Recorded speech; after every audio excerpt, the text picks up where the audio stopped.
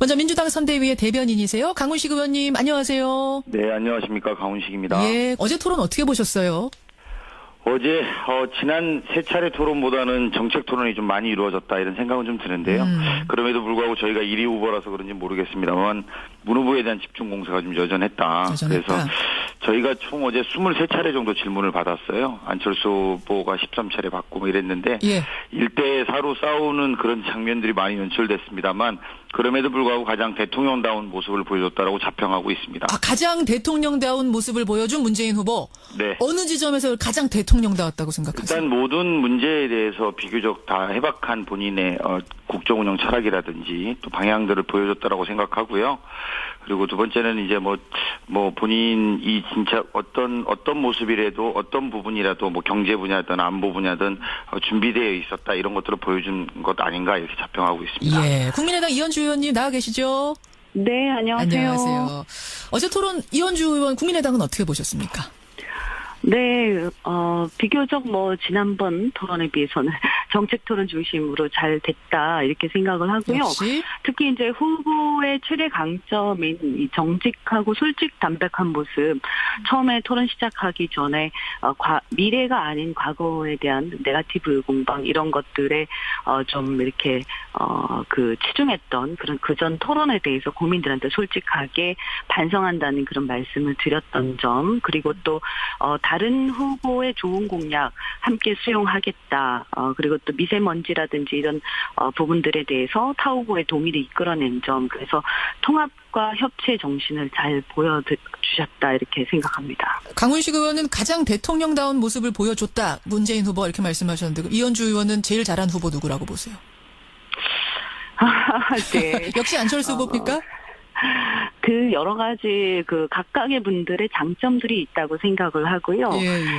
이렇게 보면 해박한 부분에 대해서는 역시 유승민 후보가 참 해박하시구나 이렇게 생각은 들었어요. 그런데 그래도 이렇게 전체적으로 봤을 때 다른 후보들하고의 어떤 통합의 정신 이런 것들 비교적 잘 보여주시고 저는 특히 후보께서 두 번째 토론에서 많은 비판을 받으셨는데 그런 점에 대해서 솔직하게 반성하시고 이런 앞으로 우리가 미래 얘기를 하자라고 알겠습니다. 이렇게 말씀하신 것에 대해서 굉장히 좋은 생각이 들었습니다. 안철수 후보에 대한 평가 주셨어요. 제가 오늘 이제 시간을 어제 토론처럼 촉까지 제가 끼어들진 않겠습니다만 대략 시간을 봐가면서 두 분 말씀하실 때 적당히 끊어가면서 질문 드린다는 거 이해를 좀 해주시고 양 캠프에다가 요청을 드렸습니다. 어제 토론 후에 이런 질문이 생겼다. 혹은 더 듣고 싶은 부분이 이거였다. 라는 게 뭐가 있으십니까? 하나씩 준비해 오십시오라고 부탁을 드렸더니 가지고 오셨습니다. 먼저 국민의당이 민주당에 던지는 질문, 이현주 의원님. 네네. 직접 해주시겠어요? 어떤 질문인지 저도 가지고 있습니다만. 네네.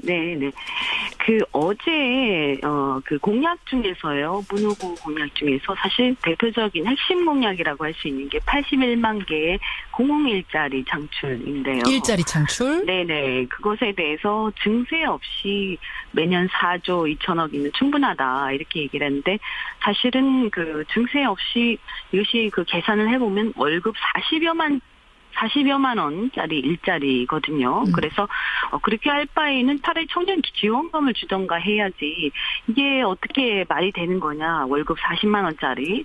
그리고 이것에 대한 설명이 굉장히 부족했고 또 재원을 그럼 설사 그렇다 하더라도 그 재원은 어떻게 마련할 것인가라고 했을 때 이 회피를 하시면서 정책본부장에게 물어봐라 이렇게 말씀하셨어요. 근데 이런 핵심 공약에 대해서 충분하게 이해를 못하고 설명 못한 것도 굉장히 실망스러웠지만 또 그렇다고 해서 그럼 솔직하게 말씀하시지 않고 정책본부장에게 물어보라 이러면서 회피하고 이런 태도는 굉장히 무책임하고 또 한편으로는 이게 좀 고압적인 그런 태도들이 보였습니다. 그래서 굉장히 놀랐는데요.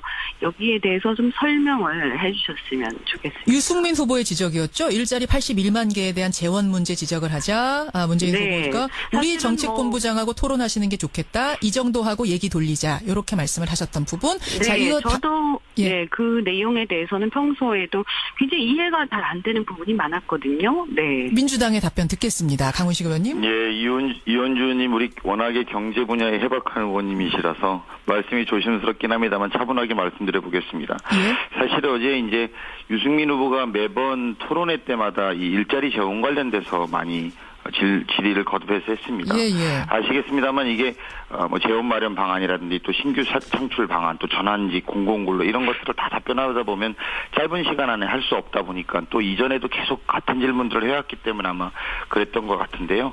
몇 가지 이제 방금 우리 이원주 의원님께서 말씀하신 것도 팩트가 좀 다른 것은 80만 개 일자리를 모두 다 81만 개 일자리를 모두 다 공공 분야에서 다 만든다는 건 아니거든요. 그러니까 공무원이 17만 개고 나머지는 공공 분야의 일자리로 만들겠다는 겁니다. 예, 예.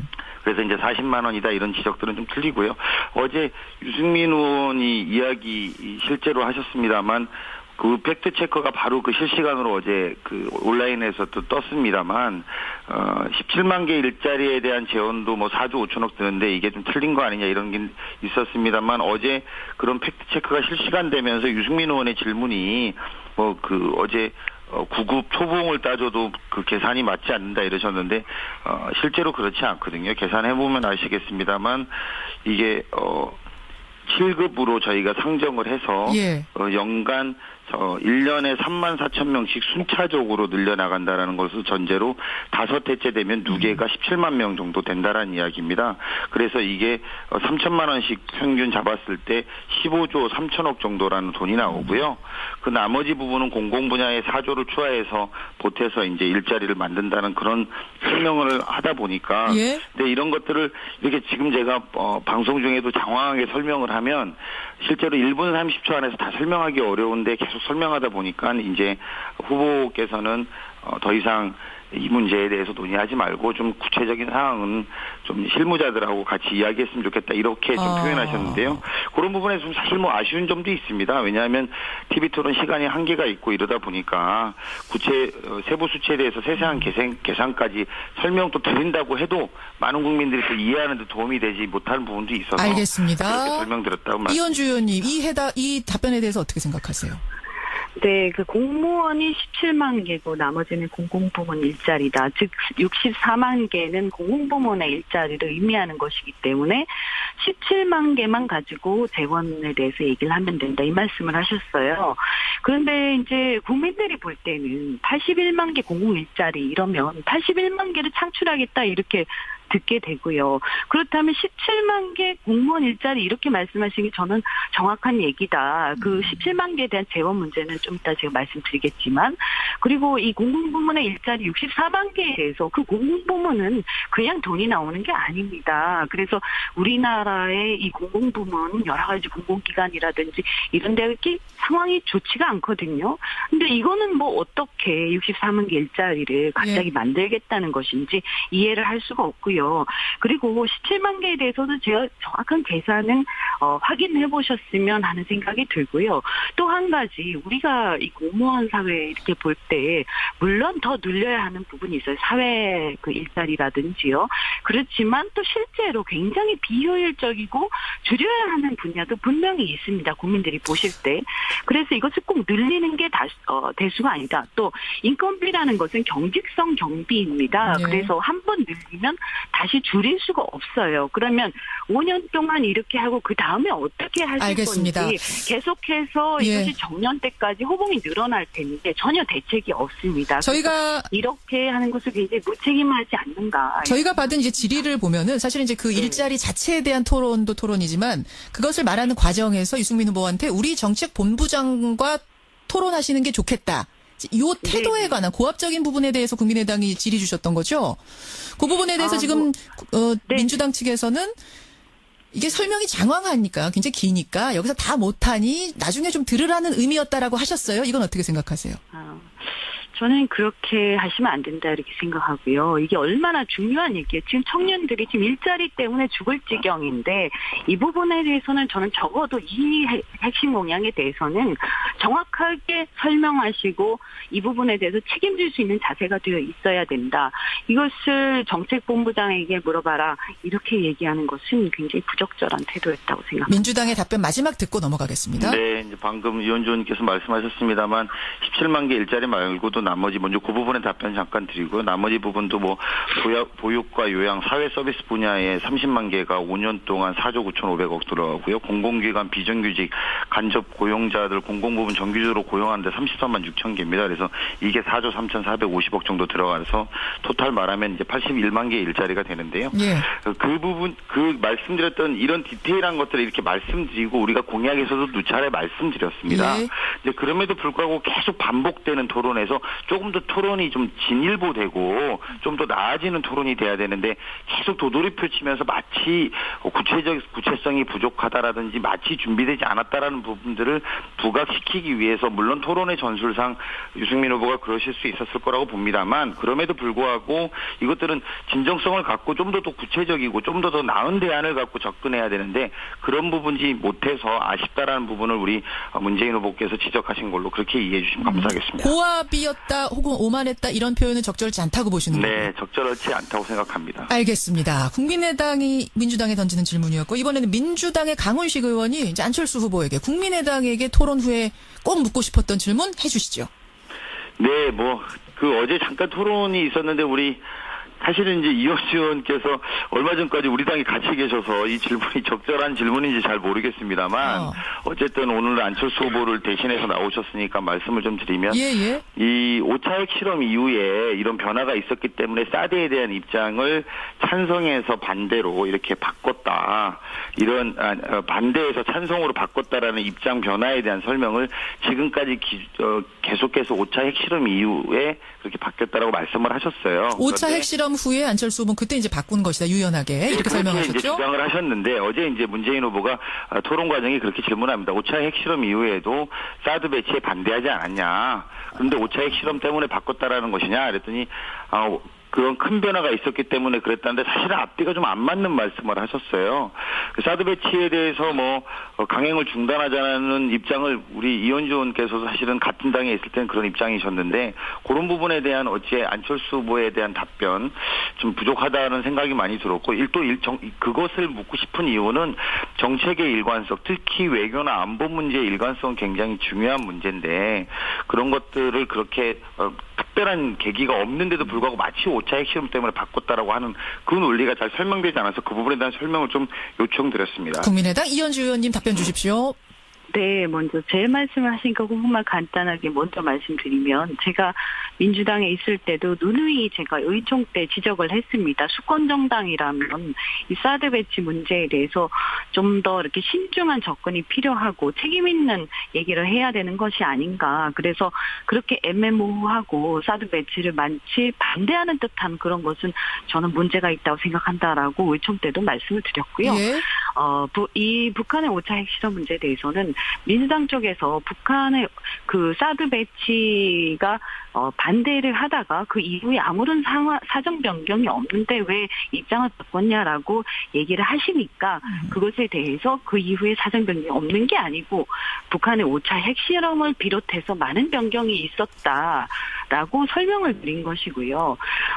이 사드 배치와 관련해서는 배치 이전에는 반대를 했던 것으로 알고 있습니다. 그렇지만 이 5차 핵실험 이후에 보면 북한의 북핵 위기 고조에 따른 어떤 국제관계에서의 전략적 필요, 사드 배치를 비롯해서 많은 전략적 필요에 대한 공감대가 굉장히 높아진 것이 사실이고요. 그리고 또 이 국정 운영과 관련해서 또 이 대통령이 되고자 하는 사람이 굉장히 중요한 자질 중에 하나가 저는 국민을 속여서는 안 된다는 점, 그리고 책임 있게 답해야 한다는 생각을 합니다. 그렇다면 이 북핵 위기의 심각성에 대한 국제사회의 어떤 초강력 대응 기조가 지금의 기조고요. 특히 한미동맹 선상에서 이미 배치된 사드에 대해서 북핵 문제라든가 이런 어떤 사정의 해결, 정리해 그런 주십시오. 해결이라든가 정세 변화가 없이 무조건 내가 대통령이 증명이 되면 이것을 철회할 수 있다라는 식의 그런 어떤 그 솔직하지 알겠습니다. 못한 태도를 보이는 것도 적절치 않다 이렇게 생각합니다. 유연성이란 말씀 지금 하시는 거죠? 네, 그리고 최근에 또 우리 당론이 바뀐 것을 잘 모르시는 경우도 있었던 것 같은데요. 계속 문제제기가 있어서 얼마 전에 소속 의원들의 예. 압도적 다수의 찬성으로, 이것을 지금 현재 상황에서는, 우리가 받아들일 수밖에 없다라는 것을 확인을 했습니다. 그 당론이 확실히 바뀐 겁니까? 아니면 지금 추진 중이세요?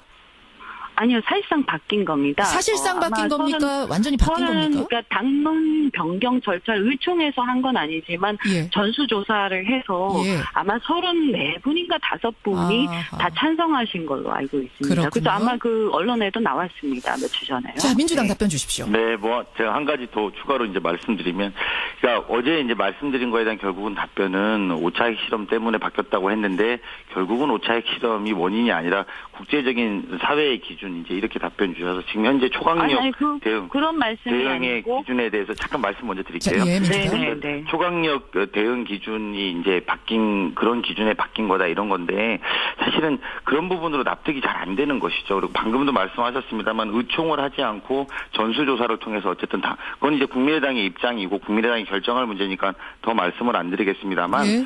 외교 문제는 지도자가 말씀하신 것처럼 일관성이 있고 또 충분히 납득할 만한 과정들이 있어야 됩니다. 근데 저는 이번 과정에 사드에 대한 안철수 후보와 또 국민의당의 입장이라는 것이 객관적이지도 또 투명하지도 또 납득할 만하지도 않았다 이렇게 보기 때문에 그 부분에 대한 지적을 어제 문재인 후보가 안철수 후보한테 드렸다라는 점을 분명히 다시 한번 여전히 지적드리고 납득이 싶습니다. 어렵다. 마지막 네. 이현주 의원 답변 듣죠.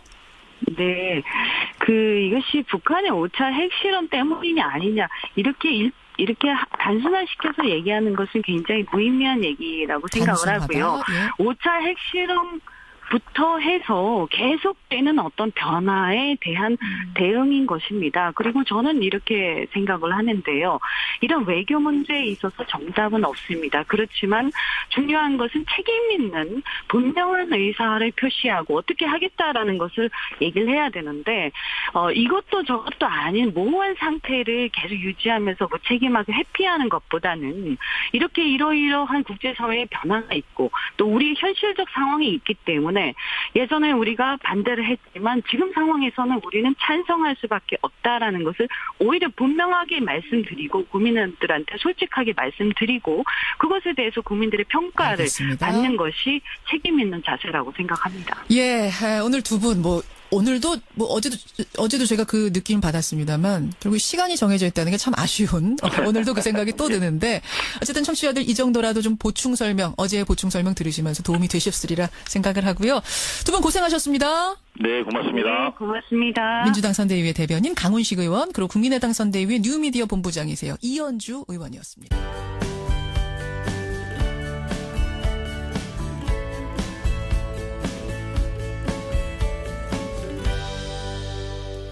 에 대해서 예. 굉장히 좋은 생각이 들었습니다. 안철수 후보에 대한 네. 평가 주셨어요. 제가 오늘 이제 시간을 어제 토론처럼 촉까지 제가 끼어들진 않겠습니다만 대략 시간을 봐가면서 두 분 말씀하실 때 적당히 끊어가면서 질문 드린다는 거 이해를 좀 해주시고 양 캠프에다 요청을 드렸습니다. 어제 토론 후에 이런 질문이 생겼다. 혹은 더 듣고 싶은 부분이 이거였다. 라는 게 뭐가 있으십니까? 하나씩 준비해 오십시오라고 부탁을 드렸더니 가지고 오셨습니다. 먼저 국민의당이 민주당에 던지는 질문, 이현주 의원님. 네네. 직접 해주시겠어요? 어떤 질문인지 저도 가지고 있습니다만. 네네. 어제 공약 중에서요, 문 후보 공약 중에서 사실 대표적인 핵심 공약이라고 할 수 있는 게 81만 개의 공공일자리 창출, 통합과 협치의 정신을 잘 보여주셨다 이렇게 생각합니다. 강훈식 의원은 가장 대통령다운 모습을 보여줬다. 문재인 후보 이렇게 말씀하셨는데 이현주 의원은 제일 잘한 후보 누구라고 보세요? 네. 역시 안철수 후보입니까? 그 여러 가지 그 각각의 분들의 장점들이 있다고 생각을 하고요. 예. 뭐 이렇게 보면 그 해박한 부분에 대해서는 뭐 역시 유승민 후보가 참 해박하시구나 이렇게 생각은 들었어요. 그런데 예. 그래도 이렇게 전체적으로 봤을 때 예. 다른 후보들하고의 어떤 그 통합의 정신 이런 것들 비교적 잘 보여주시고 저는 특히 후보께서 두 번째 토론에서 많은 비판을 받으셨는데 그런 점에 대해서 솔직하게 반성하시고 이런 앞으로 우리가 미래 얘기를 하자라고 알겠습니다. 이렇게 말씀하신 것. 먼저 민주당 선대위의 대변인이세요. 강훈식 의원님 안녕하세요. 네, 안녕하십니까. 강훈식입니다. 예. 어제 토론 어떻게 보셨어요? 어제 지난 세 차례 토론보다는 정책 토론이 좀 많이 이루어졌다 이런 생각은 좀 드는데요. 그럼에도 불구하고 저희가 1위 후보라서 그런지 모르겠습니다만 문 후보에 대한 집중 공세가 좀 여전했다. 그래서 저희가 총 어제 23차례 정도 질문을 받았어요. 안철수 후보가 13차례 받고 뭐 이랬는데 예.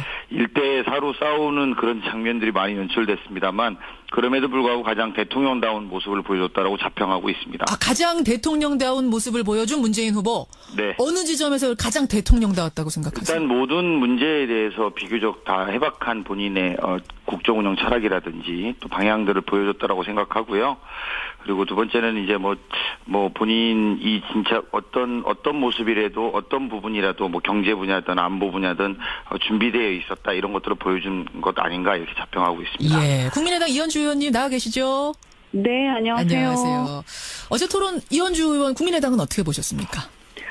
네, 비교적 뭐 지난번 토론에 비해서는 정책 토론 중심으로 잘 됐다 이렇게 생각을 하고요. 역시? 특히 이제 후보의 최대 강점인 이 정직하고 솔직 담백한 모습, 처음에 토론 시작하기 전에 미래가 아닌 과거에 대한 네거티브 공방 이런 것들에 좀 이렇게 그 치중했던 그런 그전 토론에 대해서 국민들한테 솔직하게 반성한다는 그런 말씀을 드렸던 점, 그리고 또 다른 후보의 좋은 공약 함께 수용하겠다. 그리고 또 미세먼지라든지 이런 부분들에 대해서 타 후보의 동의를 이끌어낸 점. 그래서 일자리 창출. 네네. 그것에 대해서 증세 없이 매년 4조 2천억이면 충분하다 이렇게 얘기를 했는데 사실은 그 증세 없이 이것이 그 계산을 해보면 월급 40여만 원짜리 일자리거든요. 그래서 그렇게 할 바에는 차라리 청년 지원금을 주던가 해야지